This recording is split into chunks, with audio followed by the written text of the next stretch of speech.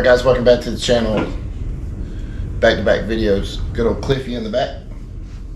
See the last video, we threw a cold air, JLT cold air intake into it. But what we're getting into today is something new we're going to try before we start our podcast stuff. And it's going to be called Shop Talk. Yeah. Shop Talk episode 1 right here. Yeah, man. Y'all are cracking it. I'm going to crack one. I already cracked mine. Me and my Dr. Pepper. So what are we getting into today, guys? So, I made a statement earlier, and basically I said the 5.0 Coyote Gen 3 is the modern 2JZ. Whoa now. That's a bold claim right there. Mm-hmm. I mean, the 2J is a legendary engine among tuners. I mean, anybody with two brain cells to rub it together that's into cars knows what the 2J is and what it's capable of. Yep. So tell me where you're coming from. Why do you think the 5.0 is worthy of the nameplate of the modern 2J? So, you increase boost on both and make 800 horsepower to the wheel easily and reliably. And let's talk about how easy this is going to be.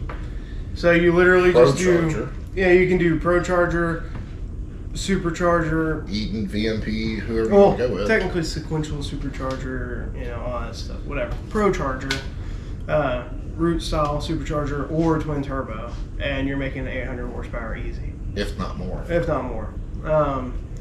2JZ, you just went big turbo, or bigger twin turbo setup, and that was pretty much it. And you're making 600 to 800 horsepower reliably. Same exact thing. One's a V8, one's a inline six. That's it. Iconic inline six. Very, very. But do you think that we're going to see the versatility out of the 5.0 that we see out of the 2J? I mean, you can put the 2J in anything, and I know there's 5.0 swap kits coming out for a lot. But do you think it's going to hold up to the test of time of the 2J? I mean, the 2J's heyday has been done for 20 years now, two decades. Yeah. And people still seek after them to put them in anything and everything they can. Do you think we're going to see that out of the 5.0 20 years from now? So, I think it'll last for a while. I mean, hell, it's already lasted for 15 years. Or 10 years. Yeah, Almost they 10 did years. introduce it in 2012. Yeah, it's 11. Well, yeah, 10 years. Now 2011. 2011. That's right. So it's been, So it's it's been 11 been, years. 10, 11 years, and it's still pushing. People are still modding them, swapping them into stuff. I would say it's better than the 2JZ, strictly because the tunability on the 5.0 surpasses the 2JZ, because you can do a supercharger setup, whether it's a sequential whatever style, you do the Pro Charger or whatever. And you can do the twin turbo. You can do whatever you want to the 5.0 and make way more power than the 2J. It's practically out of the box, bone stock. It's a race engine with untapped potential. Yeah, You swap pistons and rods just like how you would do with the 2JZ, and you're making over 1,200 horsepower. well, I remember back when the whole import thing insane. started. Mm-hmm. Well, for America, let's put it that way. Yeah. We had a magazine called Super Street. You probably remember seeing them laying around the house. Super Street actually had took a Mark IV Supra, changed the cams, off-the-shelf twin turbo kit, Grady E-Manage, and some other stuff, without touching bottom end, 800 horse. Yeah, you do less to a 5.0 and you're making more power. Yeah. Now, And I hate saying it because I don't like Ford that much. Y'all love it. All day I'd rather go get a junkyard LS and do a budget $2,000-$3,000 LS build and whatever, because parts are easy to find, they're cheaper, and they're just as versatile as the 5.0. can you really say that I love Ford? I can't stand for it. Let's face it. I had a choice in between. Obviously, y'all know that Man, I drive I've got a truck. 6.0. So I went off. I had the choice of getting an F-250. Yep. Well, Or you could have got really F-250, anything. Yeah, any 3/4 ton. Yeah, Any 3/4 ton, ton. because obviously, I mean, yeah, we're going to fix this back to where it can be driven on the road, but Pitts next year is going to get trailered. Yeah, you're going to be trailing a lot rather than driving on the highway. Whatever comes and replaces Mustang Wheat, hopefully they take that Daytona. Yeah. It'll be trailered. It won't be driven. But I bought a Chevy. Yep. And it's not because of like we can get into a whole nother subject on that, but yeah, with like new trucks, how they're practically all the same, just maintenance them and you'll be fine for the most part. They all have their root issues, like Ram with the transmissions, right. Chevy with God knows everything. I swear to God, they've had problems everywhere. Ford with their well, they're having issues with the 6.7. I mean, everything has issues. Yeah. But you stop and look. Why in the hell is Cliff in the basement? Yep. Because a technician who was we go back to ASE certified master mechanics. What they were when my dad was alive. Completely he was different. A master certified mechanic. Mm-hmm. He could work on stuff. Now everybody's getting ASE master certified. When I worked at Ford, they didn't even want us to have any of our ASE certifications. Yeah, because they were practically pointless. Right. By the time you started getting in the shops. Right. They wanted us Ford certified. Yep. That way, we knew how to work on Fords. But what happened here, we still don't know 100%. Jesus. It's just Pablo the studio ghost. Don't worry about it. Yeah. We don't know for 100% for sure what actually happened to Cliff. All we know, we broke an ear on the block. What we originally talked about in the video when we talked about it. Caused by the transmission. It was definitely caused by the transmission. Yep. The transmission itself is okay. The clutch is the root evil. But it goes back to why. We broke the springs on the pressure plate. We know that. But the only thing that causes that is either misalignment or so on and so forth. I mean, it just... Yeah, but what's crazy is it's trucked along it's trucked along for a while with an issue. With thrust bearings, with thrust bearing issues. And just like a 2JZ would, yeah. with any kind of issue. So this is a touchy subject. You know it, and you know it as well. Other YouTubers out there, they've got 20-up Mustang GTs. Oh, my MT82. 19 was last year for the MT82. You know that as well as I do. Yeah. We both looked. I'm sure there were some 20s with, without. It was probably a crossover year. There's going to be a certain amount of them out there that were very early in 20 that didn't get the crossover. Yeah. We've got the TR3160 Tremec out of the GT350. That's what Cliff has. Right. Cliff has a Tremec. It don't have an MT82 from 20 up. Yeah.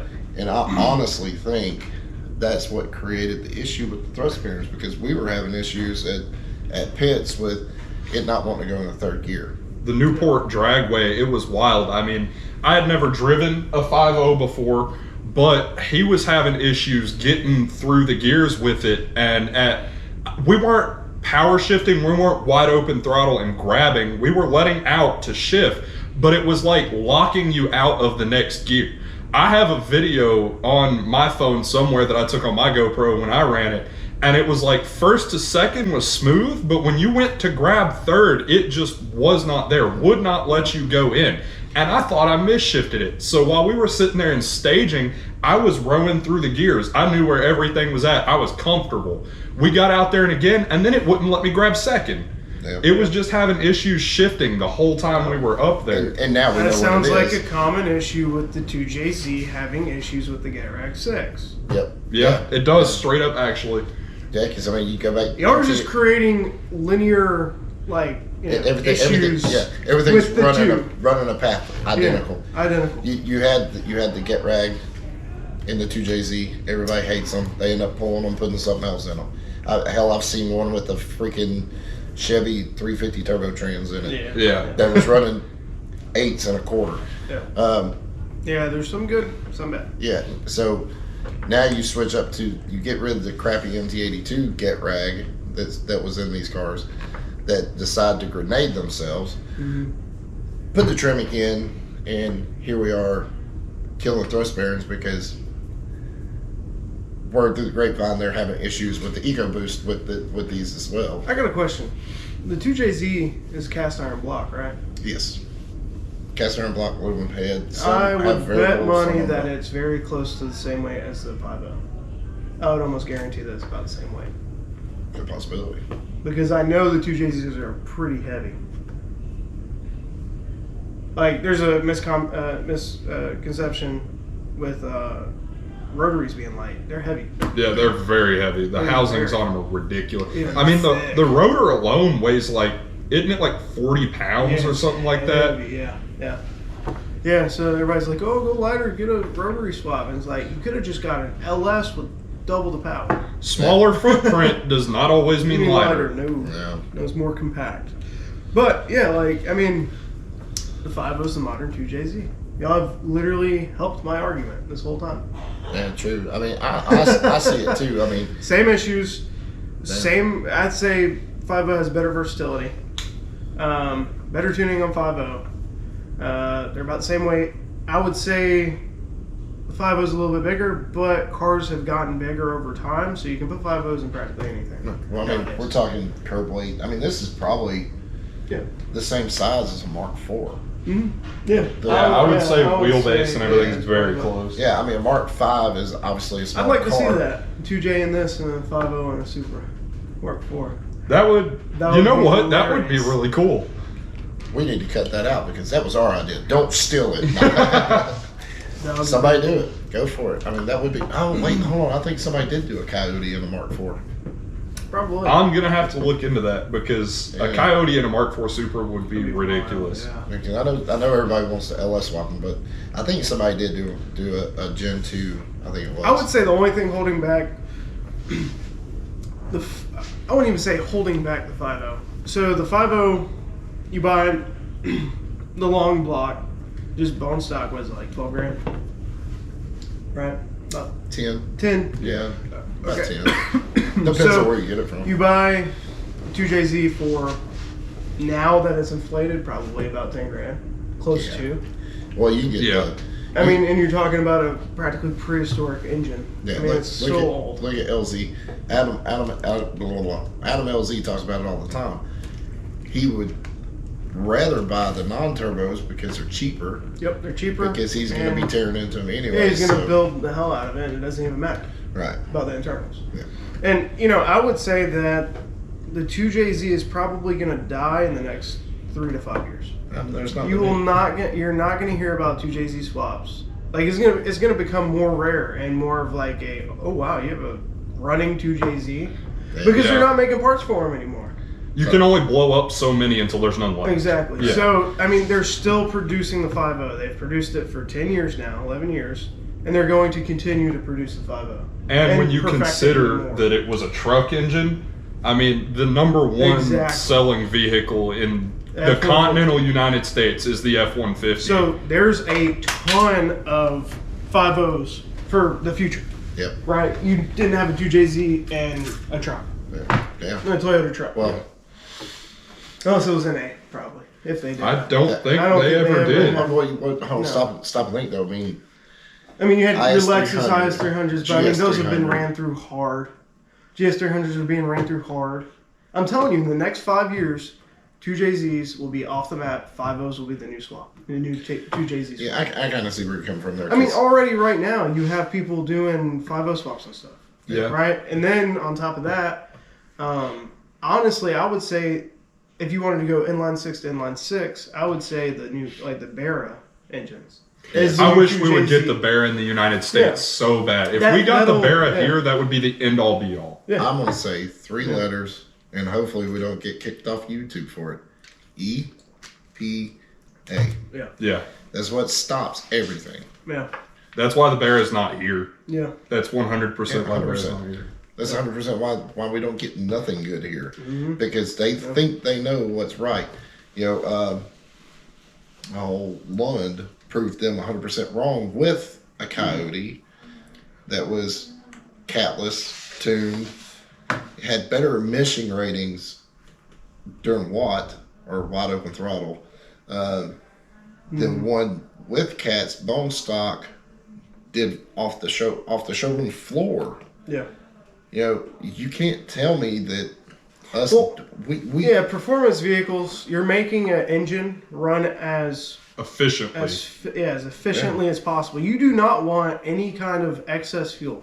That means you're running too rich.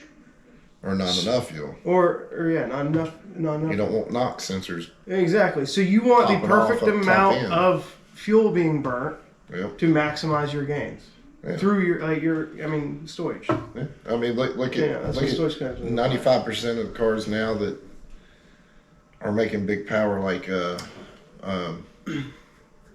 Mike with what everybody calls Gus Stroker, but it's GH Stroker. Yeah. George Stroker. With his 2G, 4G Yeah. Eclipse, I mean that thing is it's nasty. It's 1,200 horse. He's on E85 now. Yeah. It's crazy. E85, turning sevens. I think he. So, are we in agreement that the 5.0 is the new 2J?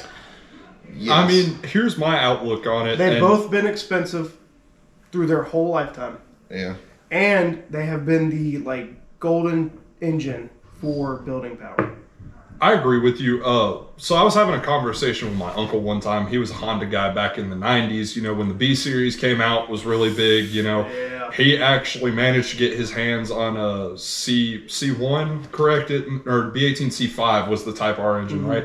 Yep. And I was having the conversation with him that he remembered telling his buddies, like, if an American company could ever produce a V8 with Honda's VTEC technology, something that would rev, it would be the end-all be-all. And I mean, let's be real, it's sitting right here. And guess where it started? The 463 valve in the S197. Yep. It was the first one that Ford dropped with variable valve timing. Mm-hmm. It was the test mule for this. Now, they couldn't ever get the power out of the 4.6. Yep. So they brought in the dual overhead cam instead of, the 3 valve was. Dual 3 valve came after dual overhead cam. Yeah. Yeah, but so we had the 4.6 dual overhead cam, which was the Terminator and the Mach 1s. Overhaul on the 4.6 valve to the 5.0. Right, but those cars were not variable valve timing. That's right. Yeah. So it's almost like having a non-VVTi 2JZ compared to one that does have variable valves on it. Mm. This one's going to have more power than the non-variable valves on it. Even like the Coyote will bolt up to the T5. Yeah. Like, it's wild just how much they really haven't changed. At its roots, that's the same block as the 4.6. Yeah, I would say like the 5.0, it has the swappability, we'll use that word, of Hondas. Right? You can put a K20 in anything, you can put a freaking B18 in anything. The power potential of a 2J and the reliability of a 2J, but the versatility is completely different than anything else. Yeah. The versatility of like an LS, right? You can do anything with LS. Yeah. It's the perfect blend of all of like the tuner world or muscle world, it's the perfect blend. Its only downfall, in my opinion, on what you just said is your cost. Because it is a more complex engine. Yes. It's not like an LS. You can't just roll one cam in it and make 500 horsepower. Yeah. You know, you're gonna have to spend. What were the cams that you were looking at? It was like $1,400 for a set of cams. Something like that. It was like $1,200 to $1,400. Yes. Right. I mean, which really isn't bad. You're talking about because you're talking That's about like true. big boy stuff. But that does keep it kind of from being like a backyard entry for, we're looking like maybe people closer to our age, just being able to swap a 5.0 in anything, Right. Just take off. If you want to play with a Coyote, you gotta have a little bit deeper pockets where it's like, I went to high school with guys that were putting LSs and S10s. Yeah. Yeah, there's definitely a barrier to entry. But it's the same way with the 2JZ. They are very expensive. I mean, they always have been. They always have been. Right. You go to the damn junkyard and buy LS for $350 out of a truck, out of Avalanche. You throw $5,000 at it, you're making over 400 horsepower. It probably more than that sometimes. Yeah. I mean, you can get 400 out of them with a set of heads and a cam. Yeah, it's nuts. That's what I'm saying. It has the same versatility as an LS. I mean, yes, it's a little bit more expensive, like a 2JZ, but it's still so much better in every aspect. Except the blueprint is big. It's a big engine, but you can make anything fit. I would like to see, just out of curiosity, like a head-to-head build where it's, we're going to give you a Mustang and we're going to give you a Mark IV Supra, and you each have $20,000 on a build. And I would like to see which one would come out on top. Definitely the Mustang. You think so? I would bet my life on that Mustang. Yeah, because I mean, Supra's handled like garbage. I would That's bet. true. I would bet if you did that with a Supra and a Mustang. Bye. Bye. Love you, Darcy. So yeah. KP's leaving. So I would say if you did that with a Mustang and a Supra, a $20,000 budget build, and you did 3 categories: autocross, drift, and drag racing, I would say the Mustang would win in all. I think it'd be a clean I would sweep say it would win in all. because- It's independent rear suspension, which has been honed in over the span of like 30 years, basically. Like Ford has been progressively working on the suspension forever. It started with the Cobra R. Yeah, exactly. Yeah, I mean, Yeah, so they've been working on the suspension forever. I mean, the Supra died. And I don't even count the new Supra as a real Supra because it's a completely different vehicle. It's a BMW-inspired Supra. It's a Z4. It's a Z4. With Toyota suspension. Let's be real. Yeah. I mean, the drag Mustangs historically have been known to just smash on everything drag racing. that started with the Fox body. 'cause, Exactly. I mean, if you were going to build a drag car, why not go with the one with a factory 4-link under it? Yeah, exactly. And then autocross, I think the handling on the Mustang is going to kill the Supra because I've heard on like social media and stuff that the Supras have garbage handling, like just terrible handling. I think that's why They're very overrated. a lot of them end up being Drag drift. cars. Drift No, or drag. drift or drag, and they I'm gonna have say a it.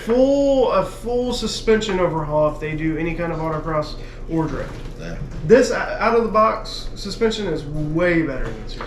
So face it, throw a set of springs on here, go get some GT350 springs. Yeah. Toss on these struts. Yep. You drop yourself an inch and a half. And if you want to drift With- on an angle kit, boom, you're drifting. No problem. Right, and then, you talk about this would be a GT350 minus the flat plane crank. Yep. 100%. A little less power. Same transmission. Little bit less about, power. Like about 75. Oh yeah, 7,500, whatever. Yeah, 75 to 100, because I think it was, 525, 550? I'll be honest, I have no idea. About the only thing I can tell you about the GT350 is it sounds really cool. No, yeah, they do. They sound sick. That was not, I mean, we seen plenty of it Mustang Week, and you could tell which one. 37%. All right, where were we? I don't remember. GoPro, make your cameras not overheat. Yes, that would be nice. Yeah. Yeah. Because ruin the whole flow. Yes, big time. Yeah. I guess we'll. I'll get tired, man. It's okay. We can't leave here without me making some people angry, since we are talking about the 2J. Prove me wrong, the only reason people like the Mark IV Supra is that Paul Walker drove one in Fast and Furious. Yep. That started the hype. That's the only reason that car cost $150,000 now. That and Well, the 2JZ is overhyped. so it was already an expensive car before the Fast and Furious, because that was one of my dream cars back when I was a kid, and then all of a sudden Paul Walker's driving this orange body kitted ugly thing that Bomex body kit. Yeah. So that car originally cost like $60,000 to $80,000 back in the day. It was a very expensive car. In my opinion, not worth it, especially back then. I thought it was worth it, but the only reason I thought it was worth it because That's the insane. damn target top was just So cool as hell to me. You can get a And then Target you top or You T-top get it in on the a Del Terra. Sol. I was about thought to the say. Del Sol was Del the baby Sol. Supra. That's the way I seen it. Whoa, hang on, wait. You did not. Please compare tell me you the did Del not just Sol. say that. Well, no, not as far as like. Just the Target top. yeah, just the target Style. top. Yeah, it's like Bye. a shortened. It's like a shortened Supra. Bye, I love you. Everybody's Everybody leaving drive us, so safe. I think this is our cue, guys. we gotta Yeah, it's time to go. Yep. So, from our casa to your casa. Thank you. We love you. Yeah, if you made it here, subscribe. You might as well. Subscribe. Don't forget the post notifications. Yeah. Yeah. Smash that like button. And comment. Yeah, and comment. Thank you, Brittany. Comment a It's awesome. topic that you want to hear us talk about, or Yeah. anything controversial that you want to hear us talk about. Gosh, I'm tired. No, I can't do that. Yeah, I love the like Hodge twins too much. iTunes, yeah. That was a damn good show. I did it anyway. Dream big. See you guys. We love you.